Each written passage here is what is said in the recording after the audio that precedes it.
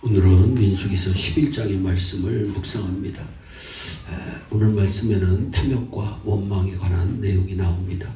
1절의 백성들은 악한 말로 원망하였다고 말씀합니다.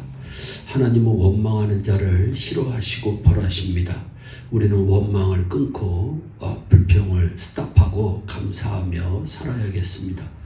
하나님께서는 이스라엘 백성들의 원망을 듣고 진노하셔서 진 끝에 불을 내려 적지 않은 수가 죽임을 당했습니다.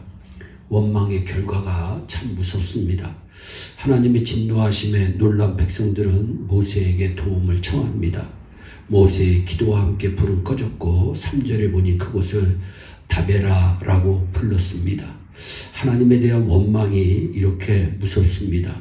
또한 4절에 그들 중에 섞여 사는 다른 인종들이 탐욕을 품었다고 말씀합니다. 가장 무서운 것이 이것입니다. 탐욕은 개인과 공동체에 해를 끼칩니다. 이들의 탐욕으로 가득 찬 불만은 모든 공동체에 접연되었음을 4절에 말씀하고 있습니다. 탐욕과 원망, 불평은 전염력이 매우 빠릅니다. 이스라엘 자손까지도 이들을 따라 울며 불평했다고 성경은 말씀합니다.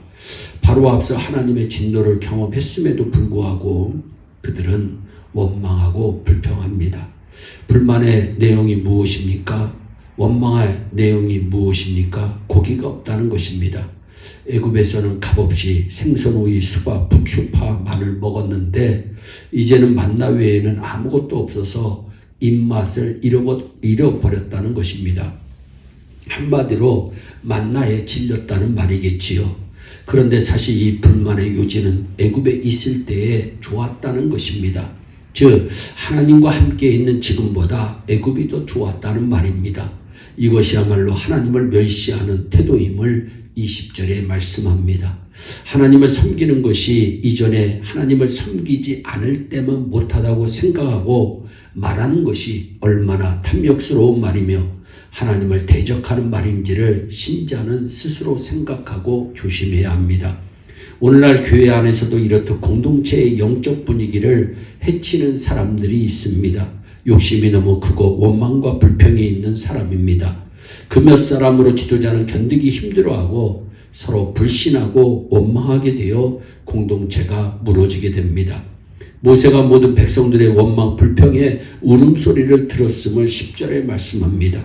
그런데 이스라엘의 원망과 불평에 대한 하나님의 응답은 뜻밖에도 이스라엘의 하나님의 영으로 충만한 지도자들을 세우는 것이었습니다.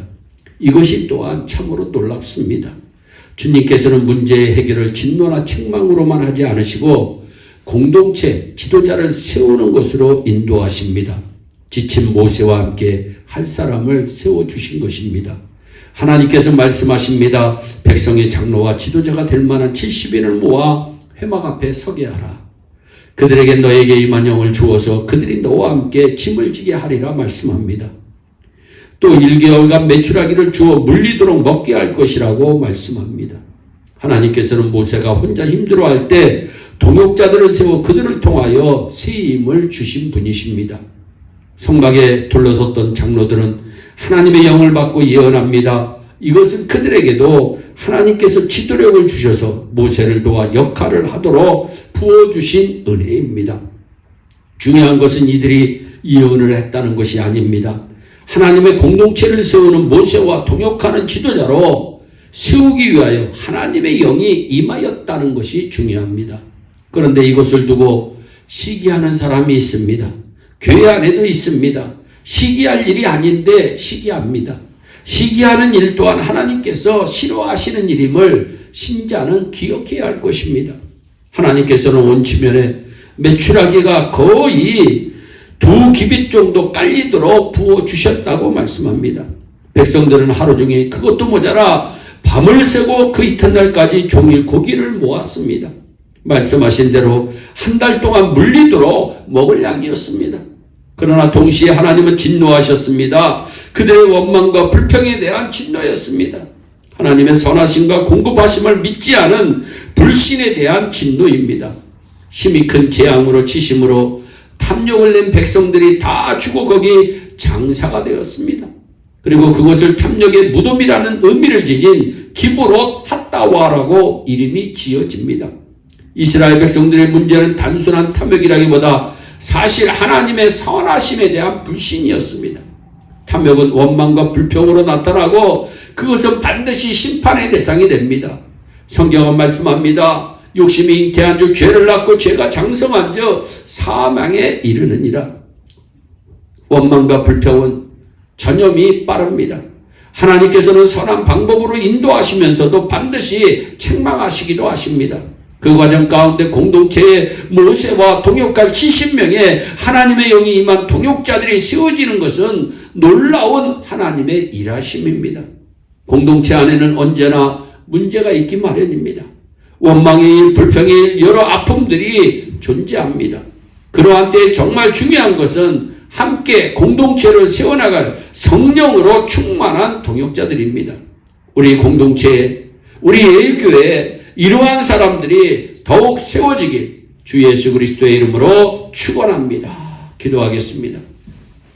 사랑의 하나님 참 감사합니다.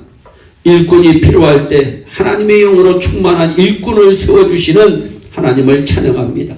우리 예일교회 온 성도들은 원망과 불평은 다 사라지게 하여 주시고 감사가 넘치게 하여 주시고 사랑이 넘치게 하여 주시고 기도가 충만할 수 있도록 복을 내려 주시옵소서. 감사하고 예수님의 이름으로 기도하옵나이다. 아멘.